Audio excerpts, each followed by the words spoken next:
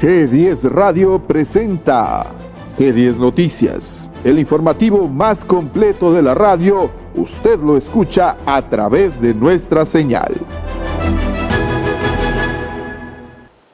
Amigos de G10 Noticias, sean bienvenidos al recorrido informativo de hoy. Aquí arrancamos esta emisión revisando los comentarios sobre los hechos más relevantes ocurridos en el país en las últimas horas. Bienvenidas y bienvenidos. Hoy quiero hablarles de una tragedia que no solo impacta al medio ambiente, sino también al corazón de miles de ecuatorianos. El derrame de petróleo en Esmeraldas, ocurrido el 13 de marzo del 2025. Más de 25,000 barriles de crudo se esparcieron por ríos, manglares y playas, y contaminando fuentes de agua, suelos y afectando directamente a comunidades enteras. Miren lo que pasa con el derrame de petróleo en Esmeraldas. Una verdadera tragedia.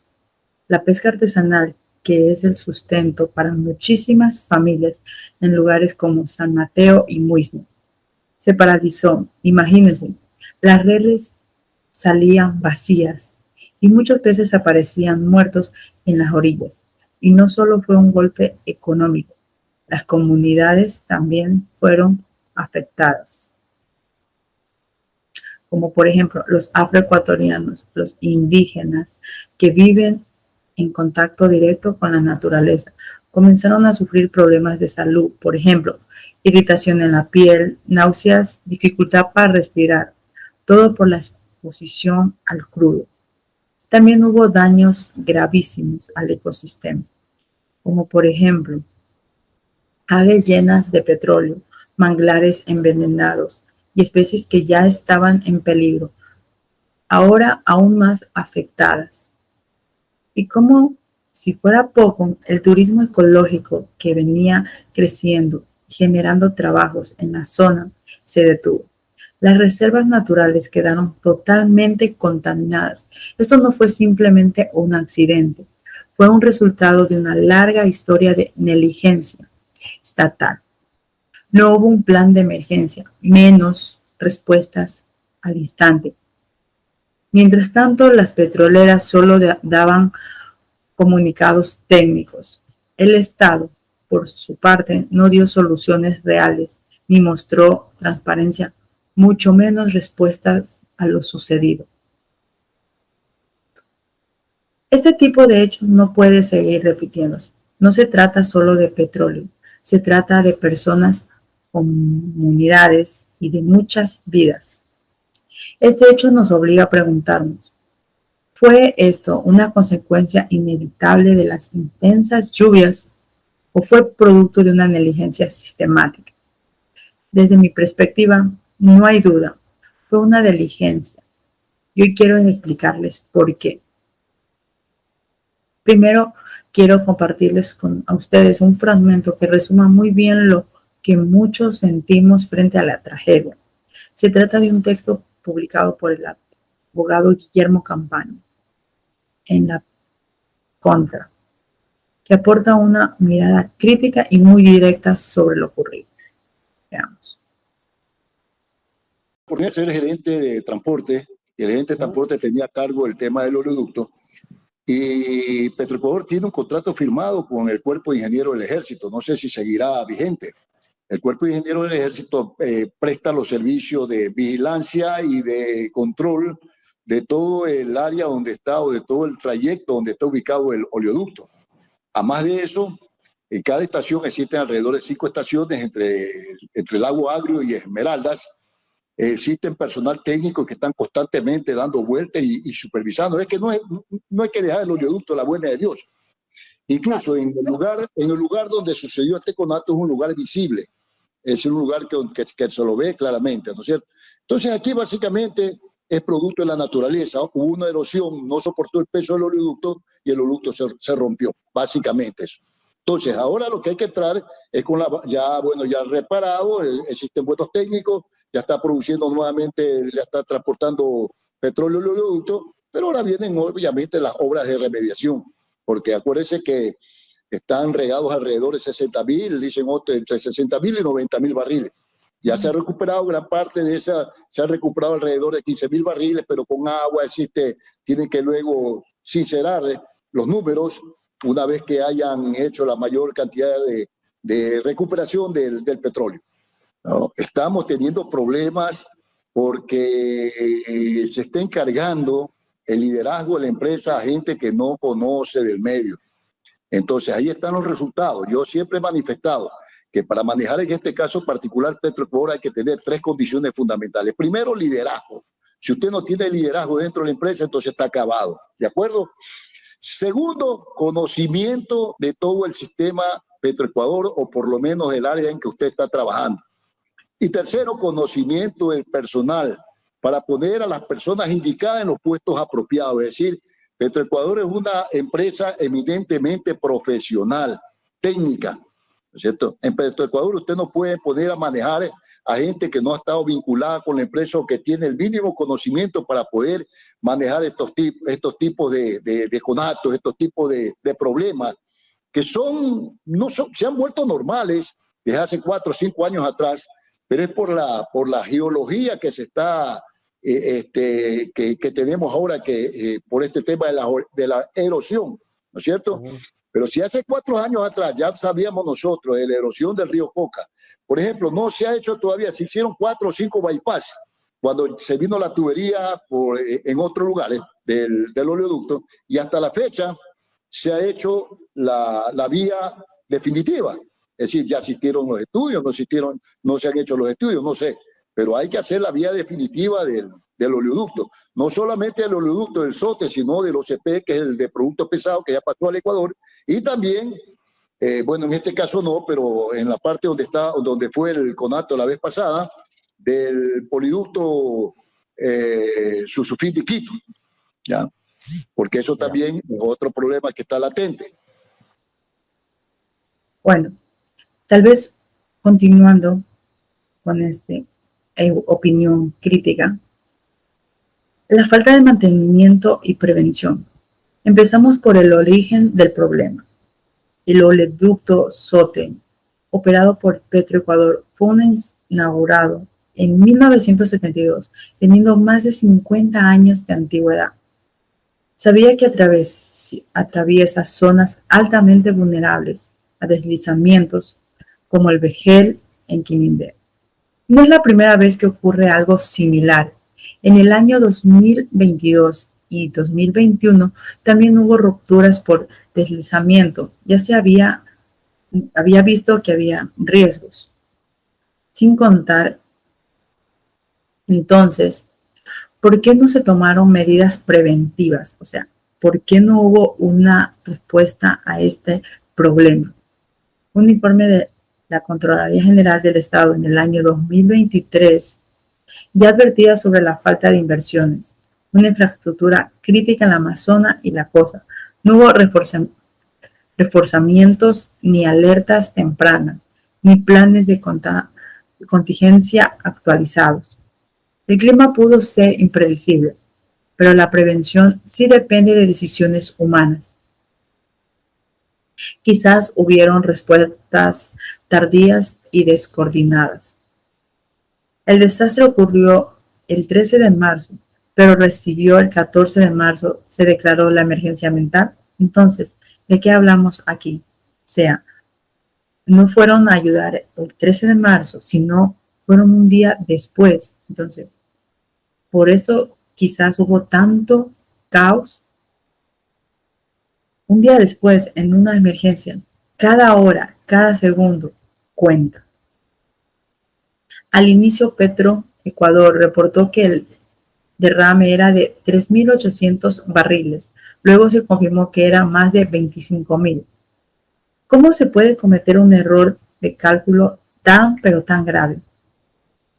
Esto demuestra falta de transparencia y una grave descoordinación entre instituciones. Mientras los ríos ya estaban negros de crudo, el Estado aún intentaba dimensionar el daño. Y peor aún, las brigadas de limpieza no llegaron con el equipo necesario. O sea, las brigadas que tenían que ser las primeras y mandadas por el gobierno no llegaron. O sea, ¿por qué no llegaron al momento que la gente, la comunidad de allá, de Esmeraldas, pidió ayuda? Entonces, esto sí fue una gran negligencia, tanto del gobierno como de las brigadas, como de los grandes mandatos. Varias comunidades reportaron que ellos mismos tuvieron que empezar a limpiar con palos, baldes improvisados.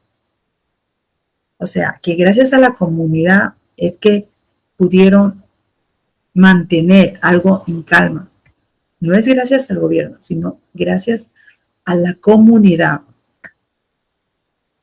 ¿Cómo fue el impacto en las comunidades locales? El derrame afectó a más de 113,000 personas. Estamos hablando de 113,000 personas. Muchos de ellos viven de la pesca artesanal, del turismo comunitario o de la agricultura. Los manglares de Esmeraldas no solo son habitantes naturales de aves y peces, sino también fuentes de vidas para cientos de familias afroecuatorianas y mestizas. Tras el derrame del petróleo, se reportó casos como enfermedades respiratorias, diarrea, alergias en los niños y en los adultos. Además, se cerraron escuelas, centros de salud, colapsaron y el acceso de aguas limpias se volvió un lujo. Y la respuesta estatal, insuficiente, lenta, burocrática, varios testimonios indican que la ayuda llegó tarde y la mala distribución de elementos.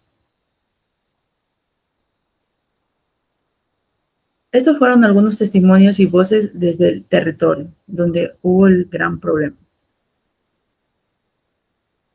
No es solo una opinión técnica, también es una realidad que se vive día a día. Organizaciones como Acción Ecológica han documentado los efectos de derrame con fotografías, análisis de agua y testimonios comunitarios. Un líder de la comunidad de Telembic dijo: "Nos dejaron solos, el petróleo nos enfermó, mató a nuestros peces y nadie del gobierno ha venido a ver cómo estamos". Estas voces no se pueden seguir siendo ignoradas. Ellos no son estadísticas, son personas reales con derechos cuyas vidas fue afectada por la infección del Estado. Hacemos un llamado. Este desastre no fue un accidente inevitable, fue el resultado de una cadena de negligencia por parte del Estado. Es una urgencia que se realiza auditoria, independientemente, se sanciona a los responsables y se implementa políticas de prevención y respuestas adecuadas. No podemos permitir que se repitan tragedias como estas. Gracias por escuchar mi opinión. Hola, ¿cómo están todos? Bienvenidos aquí a tu mejor radio, Radio G10. Hoy en tu sección de noticias, les saluda Maite Ricardi, bienvenidos. Hoy tenemos un tema bastante interesante, creo que donde hay bastante tela que cortar, la libertad de prensa en Ecuador, entre cifras esperanzadoras y una realidad cruda. Pues el 3 de mayo se conmemoró el Día Mundial de la Libertad de Prensa. Y aunque muchos medios lo celebran con notas institucionales, yo me pregunto, ¿de verdad tenemos algo que celebrar en Ecuador? Este año subimos del puesto 110 al 94 en el ranking global de libertad de prensa, según Reporteros Sin Fronteras. Pero como estudiante, comunicadora y como ciudadana, debo decir que esa mejora me genera más que dudas que certezas.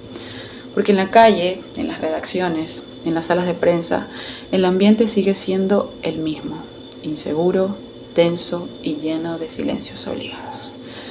Aquí tenemos en este ranking, ya en esta página web, pues aquí vienen, son más de 180 países. En primer lugar tenemos a Noruega, que el año pasado también estuvo en ese puesto. Pues allí la libertad de prensa goza con un marco jurídico sólido. El mercado de los medios es dinámico gracias a su servicio público de radiodifusión, muy asentado en el sector privado, diversificado y compuesto por empresas que garantizan la independencia editorial. ¿Qué pasa aquí en Ecuador? Pues este ranking, ¿qué mide? Este ranking no es un simple listado. Evalúa 5 factores claves: el contexto político, económico, legal, social y de seguridad. Sí, es cierto, en el papel mejoramos, pero cuando uno lee el detalle se da cuenta de que los avances son relativos. La legislación puede estar ahí, pero ¿y la voluntad política para aplicarla? La tenemos. La libertad de prensa no se garantiza con estadísticas, se garantiza con acciones concretas, y en eso seguimos en deuda. La ley de protección. Tenemos una ley de protección que en el 2023 se creó el mecanismo de protección para periodistas. En teoría, busca prevenir agresiones y brindar seguridad. Pero en la práctica es como un chaleco antibalas de papel. Está, pero no te protege. Pues estamos sin presupuesto, sin articulación institucional, sin voluntad real. Esta ley es otro ejemplo de cómo se puede aparentar progreso mientras todo sigue igual. Y esto pasa en todo ámbito, no solo en el tema del periodismo, sino en diferentes figuras legales y situaciones que pasan, no solo aquí en Ecuador, sino en Latinoamérica. Esto ha sido una situación que estamos viviendo en conjunto por el tema de la delincuencia. Entonces aquí vivir con miedo se ha vuelto una cosa común. Como estudiante, como madre, como comunicadora, me duele decir esto. Muchos de los periodistas han optado por callar. No porque no tengan información, sino porque temen por sus vidas. En los últimos 2 años, más de 16 periodistas se han exiliado. Otros han sido amenazados y varios viven con protección policial. Y pues bueno, también hemos tenido muertos ya en estos últimos 2 años. Entonces ha sido una cosa bastante compleja para el país y para ejercer esta profesión. ¿Eso es libertad de prensa, acaso? Para mí no lo es. No solo para mí, puedo decir, para muchos no lo es. Eso es ejercer una profesión con miedo. La autocensura hoy no es una opción personal, es una estrategia de supervivencia. Es la manera que nos ha llevado a cuidar de nuestras vidas, sobre todo de eso, de tener seguridad la mínima, aunque tengamos que ejercer esta profesión que tanto amamos. ¿Ya? ¿Qué sigue acá? Otro tema que no se dice lo suficiente también es que en Ecuador la propiedad de los medios sigue concentrada en pocos grupos. Y los periodistas que no están en sus círculos sobreviven con sueldos bajos, sin estabilidad, sin respaldo legal. Es una situación bastante difícil de ejercer. O sea, la mayoría quien sigue esta profesión es realmente porque la ama, porque es súper complejo, no desde ahora, sino desde siempre, ejercerla, vivir de ella. Entonces, ¿cómo exigir buen periodismo en estas condiciones tan precarias? Si los periodistas tienen que tener de 2 a 3 trabajos para llegar a fin de mes, la calidad informativa sufre, por ende. O sea, tú estás colapsado y hacer un buen trabajo se vuelve complejo. Y con ella también se pone muy frágil nuestra democracia. El ranking y la realidad, estamos ahí. Entre ellas hay una brecha bastante incómoda. Aquí es donde la realidad golpea. Los rankings internacionales nos hacen ver bien, relativamente, ¿no? Son de 180 países, estamos en el 94, o sea, por la mitad. Pero, ¿qué sucede acá adentro? ¿Qué sucede aquí a puertas adentro? ¿Qué pasa dentro de la olla? Solo sabe la cuchara. Y pues bueno, acá las condiciones son adversas. El Estado ha sido lento, la violencia ha escalado a unos niveles que nunca antes hemos estado, y la protección a periodistas ha quedado solamente en el discurso, en las palabras, en el papel. Es fácil sacar pecho porque estamos en el puesto 94, pero mucho más difícil es garantizar que un periodista pueda cubrir una propuesta sin ser agredido o silenciado. ¿Qué puedo decir de aquello? Que para mí el periodismo es un acto de servicio, pero ese servicio está cada vez más amenazado. No solo por las balas, no solo por las amenazas, sino también por la indiferencia institucional, la presión política y el cansancio de trabajar sin garantías. Si queremos una prensa libre, debemos proteger a quienes la ejercen. No hay democracia sin periodistas y no hay periodismo sin condiciones dignas. No queda más que decir que no basta con hacer ranking, con conmemorar un día para recordar esto. Ya, es hora de actuar, es hora de hacer algo.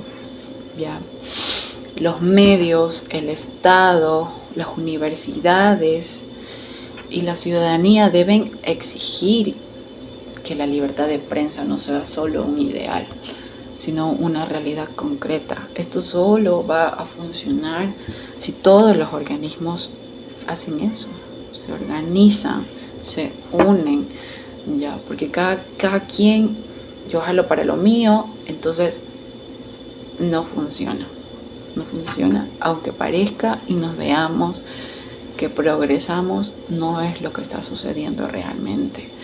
Esto se ha vuelto sumamente complejo, cada vez aún más. Ya no solo es como te agredo, ahora estoy hasta corriendo riesgo mi vida por ejercer mi profesión, sobre todo la que amo, a lo que me quiero dedicar, y todo esto se vuelve súper complejo. Porque si los periodistas callan, callamos todos. Ya nosotros somos la voz de ustedes, entonces esto tiene que funcionar de alguna manera y solamente lo podremos hacer de una manera conjunta. En este país ya hemos callado demasiado. Es justo y necesario alzar nuestras voces y unirnos mucho más. Aquí con ustedes, Maite Ricardi, en tu programa favorito de noticias. Síguenos en nuestras redes sociales y pues bueno, aquí tu radio favorita, R10. Gracias por seguir con G10 Noticias. Ahora vamos a analizar lo que ha sido la instalación de la Asamblea Nacional, de la nueva Asamblea Nacional, que estará en funciones hasta el año 2029. Esta nueva Asamblea Nacional nació justamente de las últimas elecciones, donde el correísmo y el partido de gobierno ADN, en votaciones casi similares, lograron una pequeña diferencia de asambleístas a favor de la Revolución Ciudadana. Pero el gobierno, posterior a esto y en base a distintos acuerdos, ha logrado pues mantener ya o tener ya una mayoría legislativa. Esta mayoría legislativa se puso en acción en la primera sesión de la nueva Asamblea Nacional, en la sesión inaugural, para elegir ya sus respectivas autoridades, siendo Niels Olsen el asambleísta electo como presidente del nuevo legislativo. Además, lograron captar todas las autoridades del Consejo de Administración Legislativa CAL, entre asambleístas de gobierno y asambleístas que se sumaron a la bancada del gobierno para lograr esta mayoría. Con este escenario no nos queda más que prever que el gobierno nacional gozará de una mayoría que se acerca a los 90 votos o superaría los 90 votos para aprobar todas las leyes que el gobierno necesite implementar de cara a su programa de gobierno. Esta situación hace prever que un pequeño detalle que antes del inicio de este proceso o de esta nueva etapa legislativa se veía como una amenaza sobre justamente el accionar de la Asamblea. Hablamos de la posibilidad de llamar a una Asamblea Constituyente, que de hecho formaba parte del plan de gobierno que Daniel Noboa presentó ante el Consejo Nacional Electoral y que debía poner en práctica. En campaña política, el presidente electo y ahora ya presidente reelecto Daniel Noboa había sido claro al decir que era necesario una asamblea constituyente para, según él, corregir los errores que tiene a su punto de vista la actual constitución. Esta situación, repito, era un manto de sombras negras sobre lo que ocurriría con esta nueva Asamblea Nacional. Voces de pronto de algunos expertos en el tema afirmaban que esto se debía dejar de lado porque se necesitaba al menos 3 elecciones para poder llevar a cabo una asamblea constituyente. El gobierno, en la última etapa de la campaña electoral, a través de varios voceros y principalmente del ministro José de la Gasca, había dicho que no era necesario. Se hablaba de una representación a través de notables designados por las distintas poderes del Estado. Se hablaba de una serie de caminos para llegar a esta asamblea constituyente sin pasar por las urnas y sin cumplir lo que la actual constitución dispone como manual para llamar a una asamblea constituyente. Toda esta situación, repito, y para que vayamos entendiendo, se cernía como unas nubes negras sobre la nueva Asamblea Nacional. Como lo dije hace un rato, algunos expertos constitucionalistas habían dicho de que todas las reformas o las principales reformas que se quieren lograr o que se deberían lograr, como la eliminación del Consejo de Participación Ciudadana, como la reestructuración de la propia Asamblea Nacional, que pase de ser una Asamblea Nacional a un Congreso de 2 cámaras, entre otros cambios, podrían lograrse por reformas a la Constitución desde la propia Asamblea Nacional. Entonces, allí estaba primero el reto del nuevo legislativo, pero para que ese reto llegue a ponerse sobre los hombros de esta nueva asamblea, pues había que saber qué pensaba finalmente el presidente de la República sobre este tema. Si se mantiene o se mantenía la decisión de ir a una asamblea constituyente como se lo propuso en campaña, incluso en el plan de gobierno, o si se reculaba, se volvía a pensar en que la Asamblea Nacional podía ser o no ese espacio para lograr esas reformas. Hoy, ya con las primeras sesiones de la nueva Asamblea Nacional, hemos visto que esto segundo ha sucedido.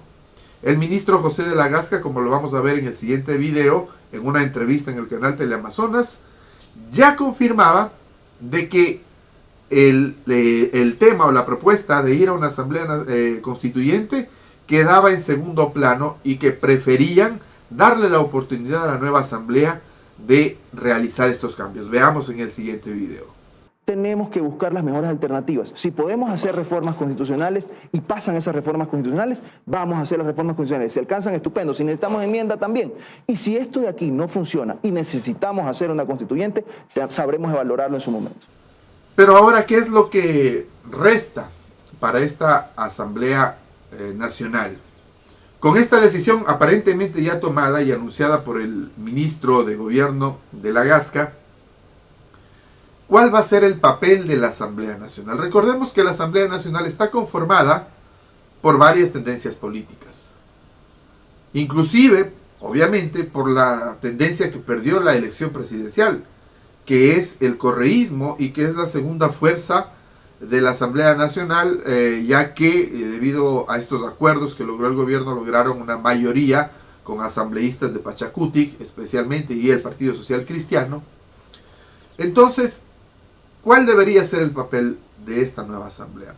En el discurso inaugural, el presidente del legislativo, Niels Olsen, llamaba a la unidad y daba el siguiente discurso. Escuchemos. Estoy aquí para construir, no para dividir.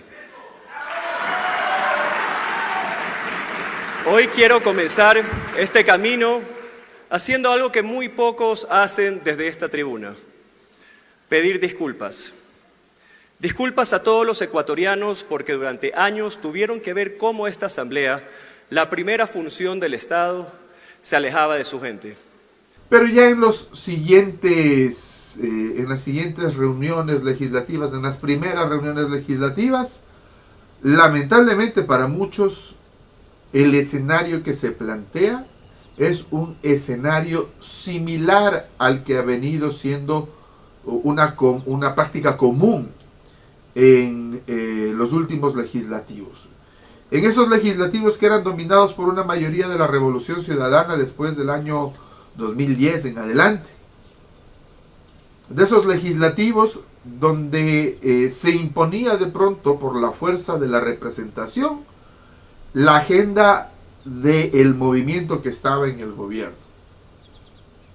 Niels Olsen ha dicho que esta sería una asamblea distinta, pero las prácticas que están teniendo en estas primeras reuniones de minimizar a quien piensa diferente, de minimizar a los que hacen oposición, ya se va viendo. Escuchemos y veamos el siguiente video donde uno de los asambleístas justamente se queja de la poca atención que tiene o que tienen las propuestas de los asambleístas de oposición ante las nuevas autoridades del legislativo. Veamos. Yo me voy a referir aquí muy puntualmente, señor presidente, porque por procedimiento me gustaría, señor presidente, si tengo la atención del caso, porque de lo contrario no puedo intervenir. Me reservo hasta que haya el respeto. Señor presidente, continúe, asambleísta Molina. Sí, cuando tenga su atención, porque me parece que el país y los legisladores es importante la palabra que tenemos todos y cada uno de nosotros con el respeto que se merece. Con este escenario de una Asamblea Nacional tomada por las nuevas autoridades y por la representatividad que le da una mayoría lograda a fuerza de acuerdos al gobierno nacional, y con esa aparente decisión de minimizar las propuestas de los asambleístas de oposición,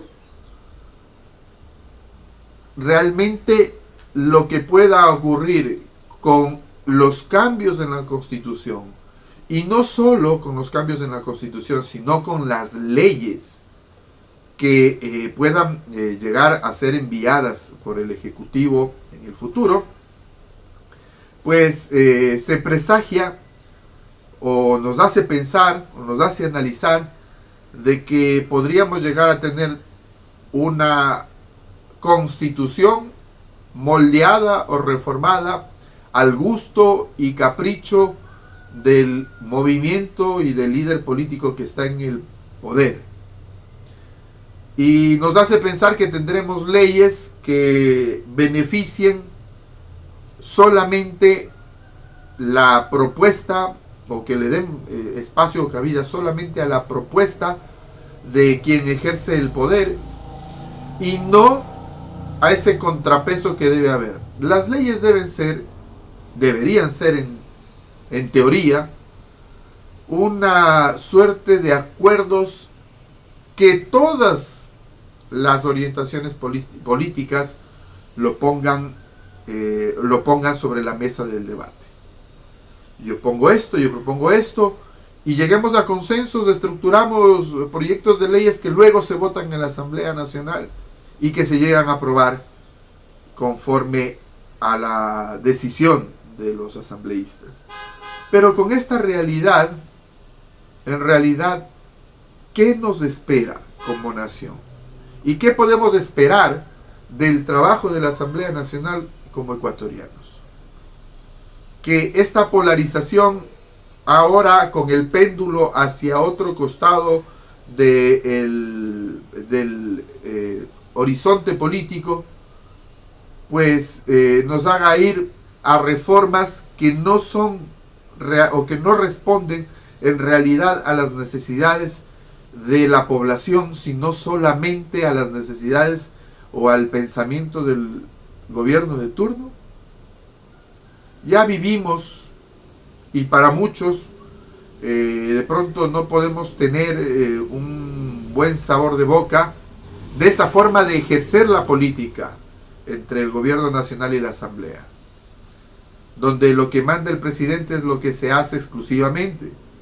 Se necesita de que la asamblea sea ese espacio donde todas las necesidades de los ecuatorianos sean manifestadas a través de sus representantes, donde se tome en cuenta a todos, porque si no, el aparente remedio a ese hiperpresidencialismo ejercido también con el apoyo de la Asamblea Nacional, del que se le acusa al correísmo, va a pasar a ser el papel del novoísmo y del gobierno nacional.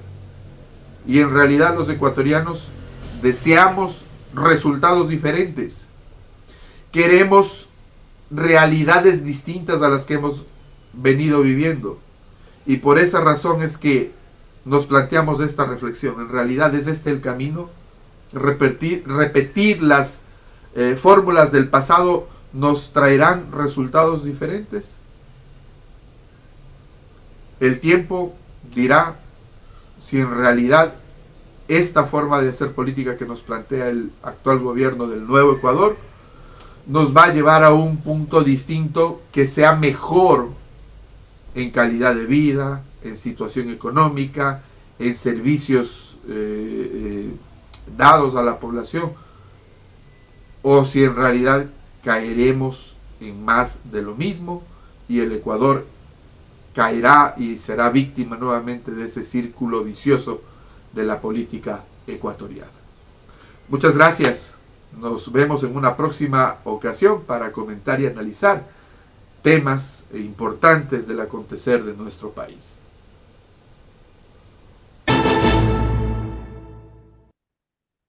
Amigos de G10 Noticias, bienvenidos.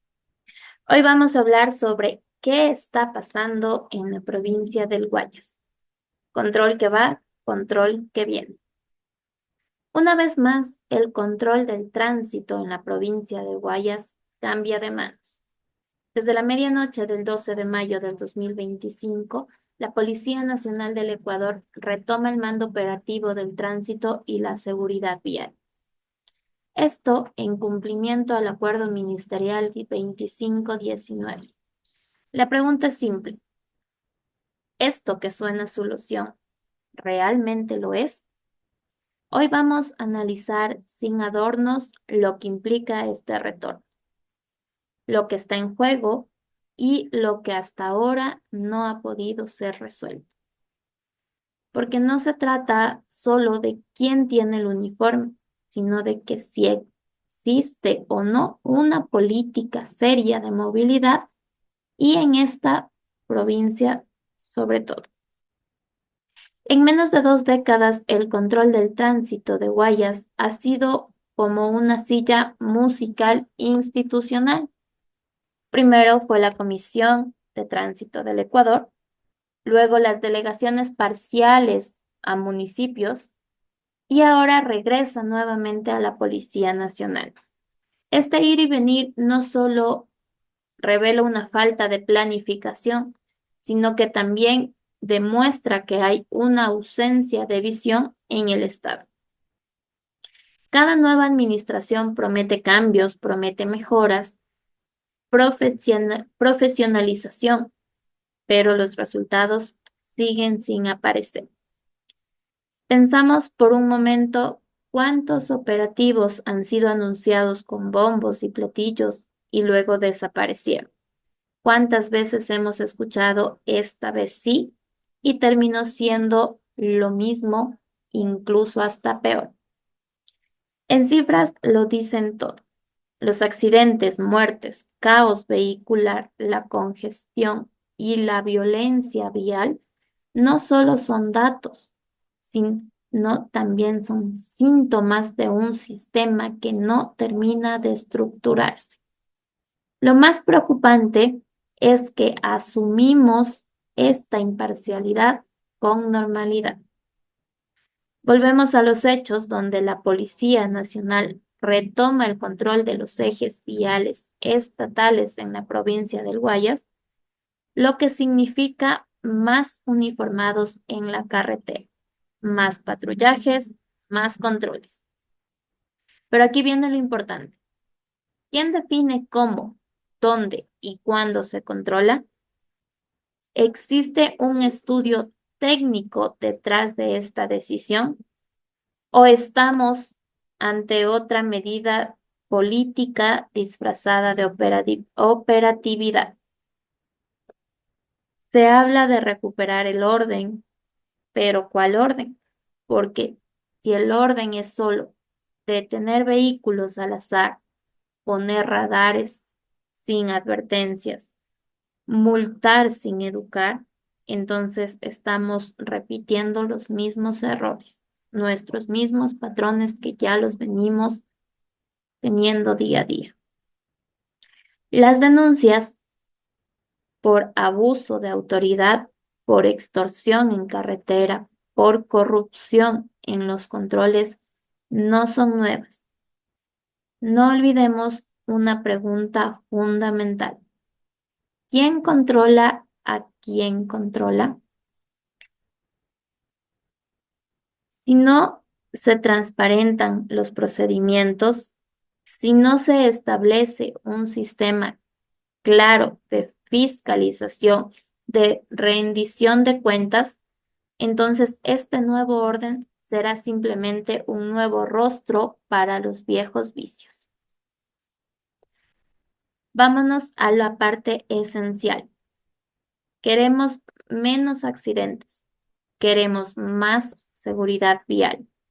Entonces necesitamos muchos más cambios administrativos. Nuestra infraestructura vial está deteriorada. Hay cruces sin semáforos, pasos peatonales invisibles, tramos enteros sin iluminación. Las campañas de educación vial son esporádicas y poco efectivas. Y si no existe una cultura ciudadana sólida, no hay respeto al peatón, no hay respeto al ciclista y tampoco hay respeto al conductor. La pregunta que hacemos es, ¿puede una sola institución, sea la policía o cualquier otra, cambiar esto por sí sola? No. Pero sí puede empezar a trabajar en enfoques sistemáticos. Mientras sigamos entendiendo que la seguridad vial como un asunto de sanciones y no como parte del desarrollo humano urbano, todo seguirá igual. Muchos de los puntos con mayor índice de siniestralidad son conocidos, han sido reportados y siguen sin intervención. ¿De qué sirve saber dónde mueren las personas si no se hace nada con esta información? Y en medio de todo esto está la ciudadanía, la primera afectada, la más expuesta. ¿Cómo confiar en un sistema que cambia cada pocos años? cómo entender las reglas si cada institución tiene criterios distintos, quién responde a un ciudadano que es extorsionado en un control y quién responde si sufre un accidente por falta de la señalización en las vías. Lo más peligroso es que ya nos hemos acostumbrado y ya no tenemos una sorpresa cuando escuchamos "me multaron sin razón" o "tuve que dar plata para que me dejen ir". Por el otro lado, tampoco se sorprende escuchar a un agente decir "no tenemos recursos" o "nos cambian la política cada semana". Pese a todos estas inconsistencias, aún hay esperanza. La gente quiere orden, quiere reglas claras, quiere instituciones que funcionen. No es verdad que seamos indisciplinados por naturaleza. Lo que pasa es que hemos tenido que adaptarnos a un sistema contradictorio, volátil e ineficiente. Lo que falta no es más control, es un mejor control.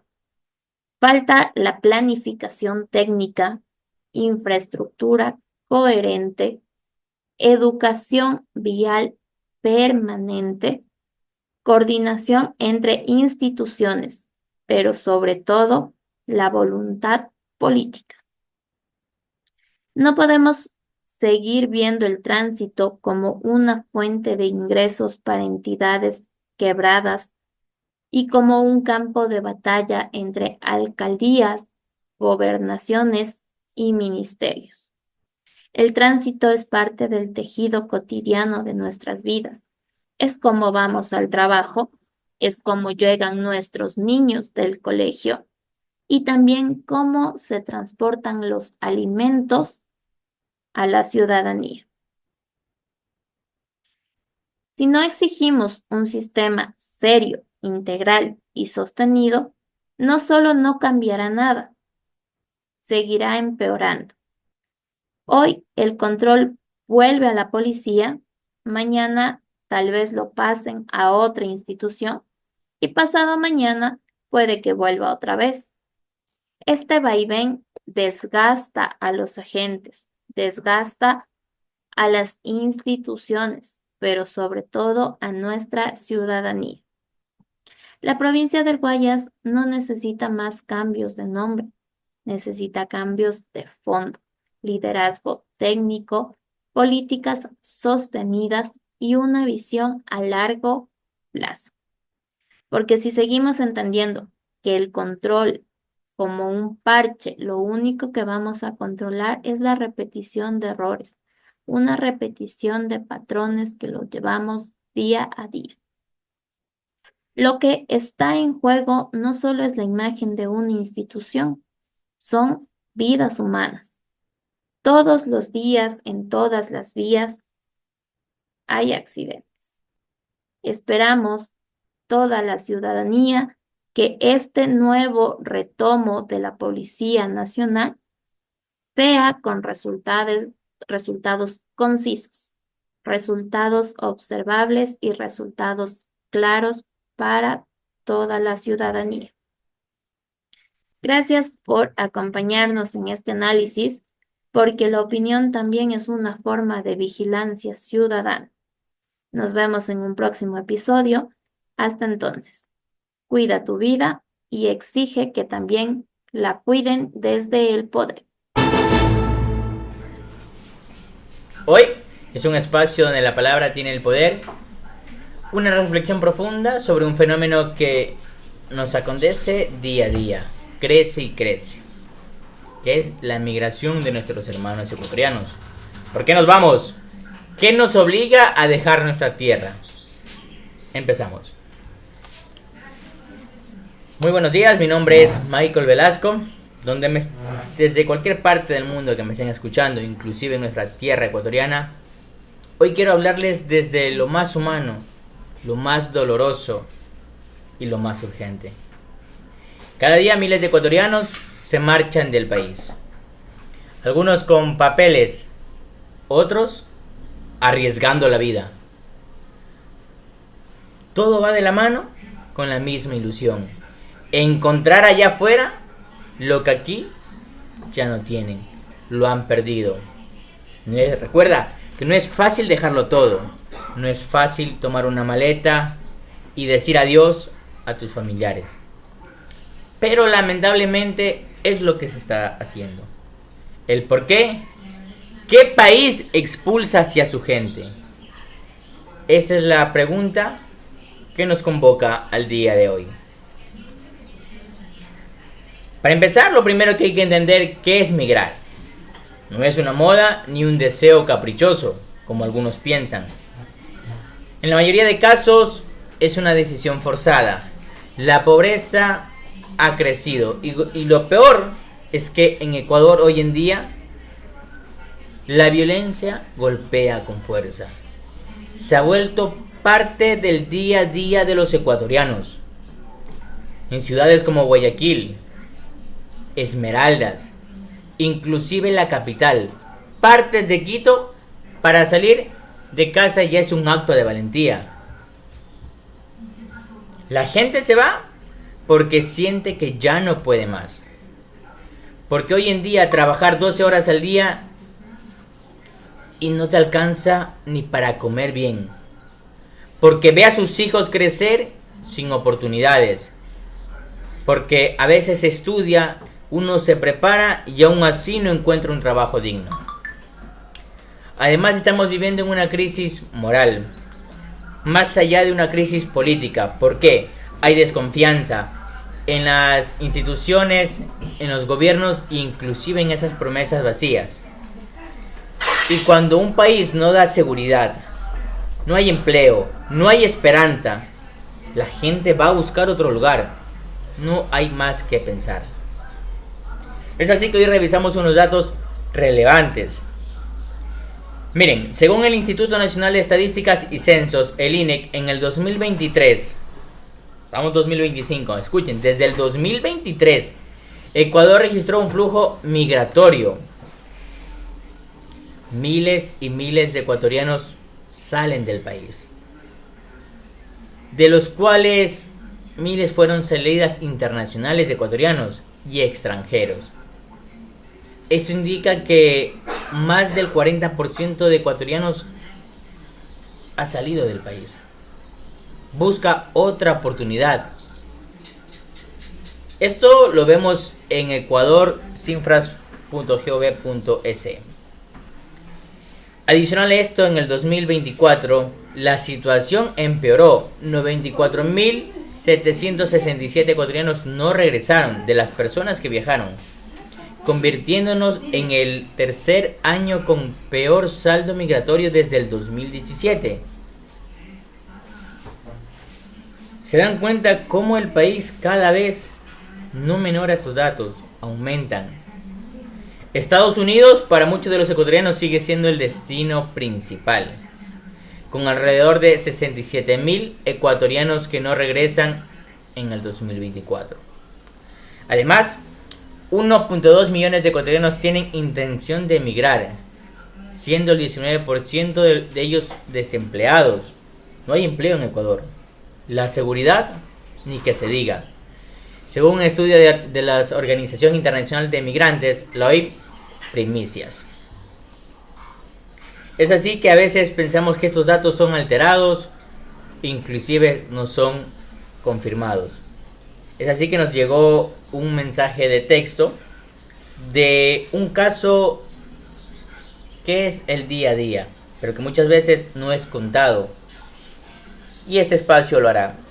Es así que te voy a leer tal cual con estas palabras que duelen.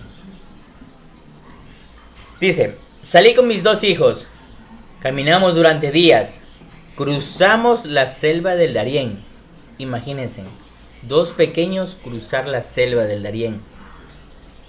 Dormimos en la calle, lloramos, pasamos hambre, pero lo hicimos.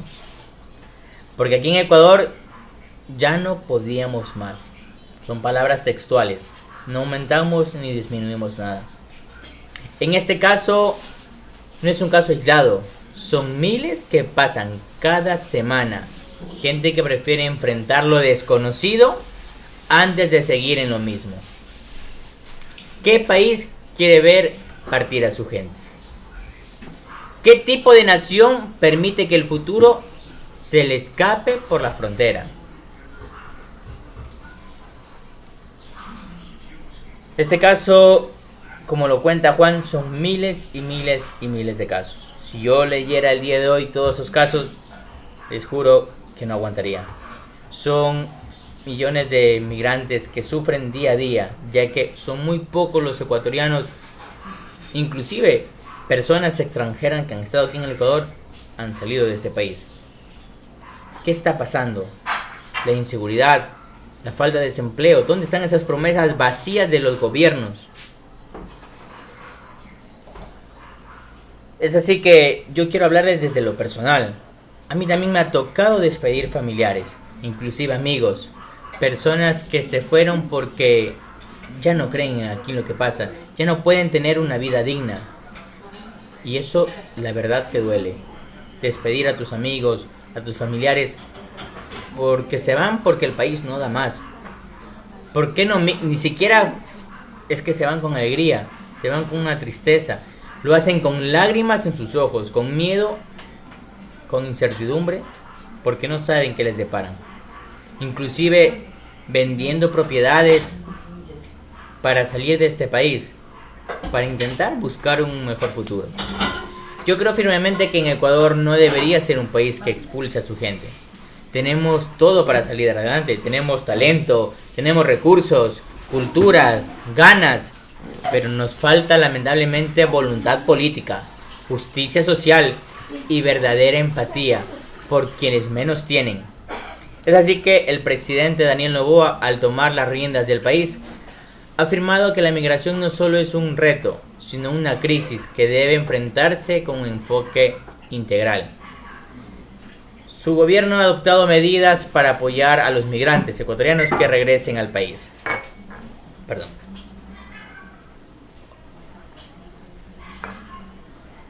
Eso incluye transferencias de 470 mensuales. Es lo que ha ofrecido el gobierno durante 3 meses para cubrir necesidades básicas, así como programas de capacitación y becas para facilitar su reintegración en el ámbito laboral. Esto lo sacamos de vistazo, ¿no? Además, ha implementado una estrategia para asegurar que los ecuatorianos que migran hacia otros países reciban un apoyo de diplomacia ecuatoriana, protegiéndolos ante situaciones difíciles. También ha mostrado su rechazo a las políticas migratorias en algunos países que expulsan a nuestros compatriotas, criticando abiertamente el trato que reciben los migrantes, y ha destacado que Ecuador no aceptará migrantes deportados de otras naciones, priorizando el bienestar de nuestros hermanos ecuatorianos.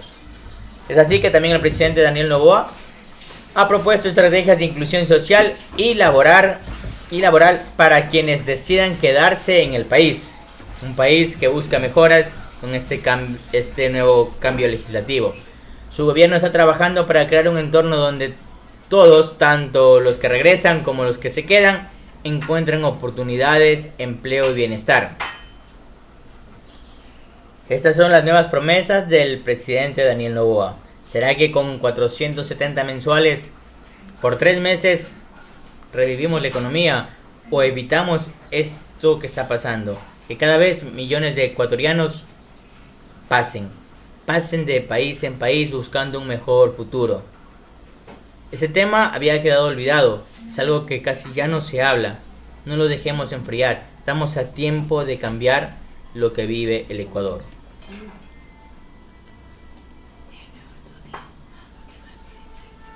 Adicional a esto, yo sé que son muchas cifras que palpamos, que vemos, redes sociales, donde hay mucha información. Lo poco que les he podido compartir es lo que se vive, es una opinión. Y además de esto, hoy yo no vine solo a dar cifras ni discursos técnicos, porque creo que todos ya lo hemos escuchado, como vuelvo y se lo repito, en redes sociales. Vine a hablar con el corazón, porque la migración de los ecuatorianos no solo es un fenómeno social, Tenemos que entender eso.